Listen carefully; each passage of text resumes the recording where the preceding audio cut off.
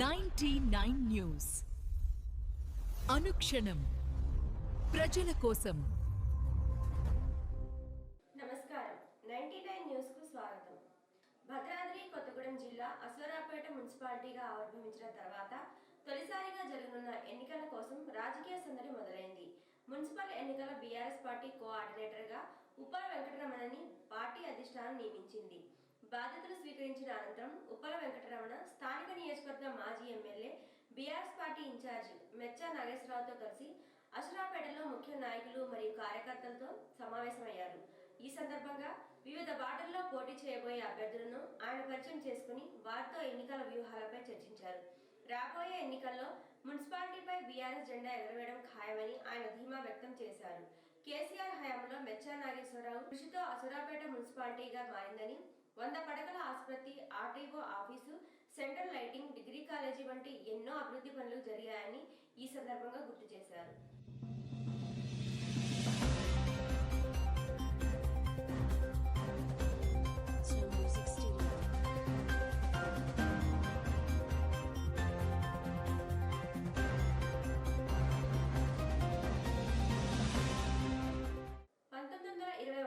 Madras ప్రెసిడెన్సీలో communal GO number 613 జారీ అయింది. ఇది బ్రిటిష్ ఇండియాలో ప్రభుత్వ ఉద్యోగాల్లో రిజర్వేషన్ కై తొలి అధికారిక ఆదేశం.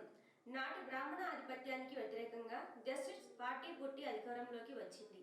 అలా వచ్చిన పార్టీలో కీలకమైన వాళ్ళు కమ్మ, కాపు, రెడ్డి, వెలమ, శెట్టియార్లు, రెడ్డియార్లు, మీనన్ పిళ్ళైలు. అప్పటికింకా ఇప్పటి బీసీ కులాలు, ఎస్సీ, ఎస్టీ కులాలు కనీస హక్కుల గురించి అడిగే పరిస్థితి లేదు. చదువుకోవడం ఇంకా మొదలు పెట్టలేదు.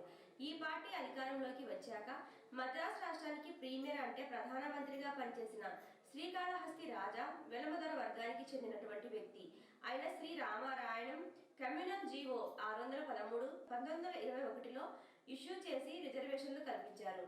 దాన్ని 1927లో రివైజ్ చేశారు.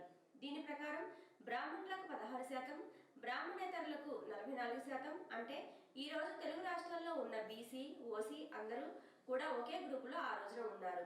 ముస్లింలకు 16%, క్రైస్తవులకు 16%, ఆంగ్లో ఇండియన్, యూరోపియన్ దేశవాళీ క్రైస్తవులకు కలిపి అసలు రిజర్వేషన్లు ఇవ్వాల్సినటువంటి అంటరాని కులాలైన దళితులకు 8%. గమనించాల్సింది ఏమంటే మొదటిసారి రిజర్వేషన్ అనుభవించి బాగుపడిన రెడ్డి, కమ్మ, కాపు, వెలమ వంటి కులాలే ఇప్పుడు ప్రధానంగా రిజర్వేషన్ గురించి అవాకులు చవాకులు పేలుతుంటాయి.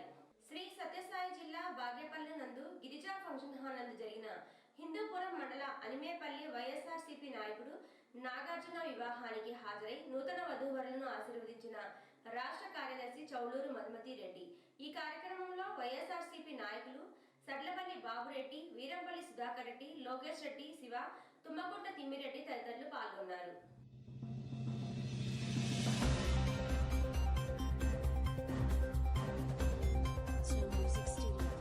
చిత్తూరు జిల్లాలో కూటమి ఎమ్మెల్యే రాసలీలపై మాజీ మంత్రి ఆర్కే రోజా ఆధ్వర్యంలో రోడ్డుపై బైఠాయించి నిరసన తెలిపిన మాజీ మంత్రి ఆర్కే రోజా, ఉమ్మడి చిత్తూరు జిల్లా అధ్యక్షులు భూమన కరుణాకర్ రెడ్డి, ఎమ్మెల్సీ చంద్రశేఖర్ రెడ్డి, మాజీ ఎంపీ రెడ్డప్ప కీచక ఎమ్మెల్యేలను శిక్షించాలని డిమాండ్ చేస్తూ నగరి ఏజేఎస్ కళ్యాణ మండపం నుంచి ఓంశక్తి ఆలయం వరకు ర్యాలీ నిర్వహించారు. ఈ కార్యక్రమంలో భారీ ఎత్తున పాల్గొన్న వైఎస్ఆర్ కాంగ్రెస్ పార్టీ నాయకులు, కార్యకర్తలు.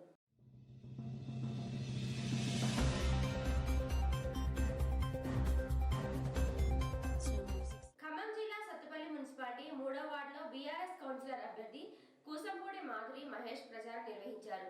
ఈ సందర్భంగా ఓటర్లను కలుస్తూ కారు గుర్తుపై ఓటు వేసి గెలిపించాలని కోరారు.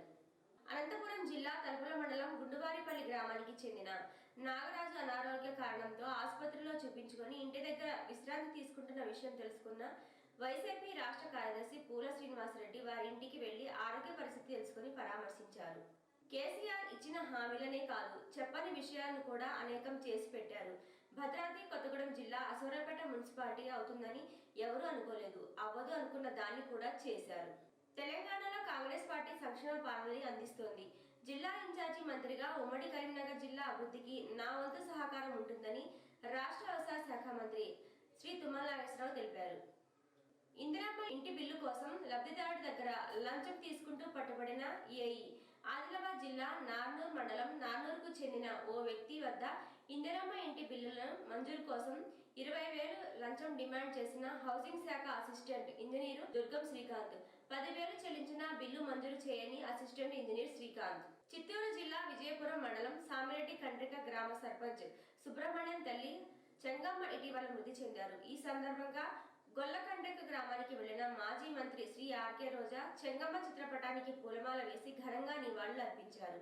అనంతరం కుటుంబ సభ్యులను పరామర్శించి వారి దుఃఖాన్ని పంచుకున్నారు. ఈ కార్యక్రమంలో స్థానిక వైఎస్ఆర్సీపీ నాయకులు, మండల నాయకులు తదితరులు పాల్గొని చెంగమ్మ చిత్రపటానికి నివాళులు అర్పించారు.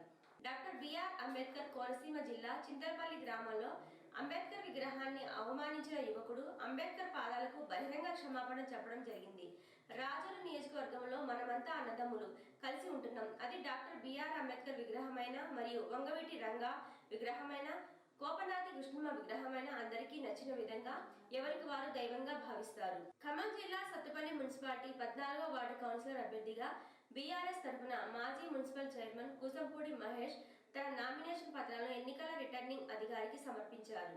నల్గొండ జిల్లా నార్కట్పల్లి మండలంలోని చెరువుగట్టు శ్రీ పార్వతీ జడల రామలింగేశ్వర స్వామి దేవస్థానం గుట్టపై దర్శించుకొని ప్రత్యేక పూజలు చేసిన అనంతరం మీడియా సమావేశంలో మాట్లాడుతూ బ్రహ్మోత్సవాల ఏర్పాట్లపై అసహనం వ్యక్తం చేసిన నకిరేకల్ మాజీ ఎమ్మెల్యే చిరుమూర్తి లింగయ్య తదితరులు వివక్ష లేకుండా వ్యవహరించడం మరియు ప్రజలు మనకు ఇచ్చిన అధికారాన్ని వారి ప్రయోజనం కోసం మాత్రమే ఉపయోగించుకునేలా చూసుకోవడం మన కర్తవ్యం అని యూపీ ముఖ్యమంత్రి ఆదిత్యనాథ్ యోగిజీ అన్నారు. ఇలాంటి ఉత్తమమైన లక్షణాలు కేవలం బీజేపీలో మాత్రమే చూస్తూ ఉంటాం అన్నారు.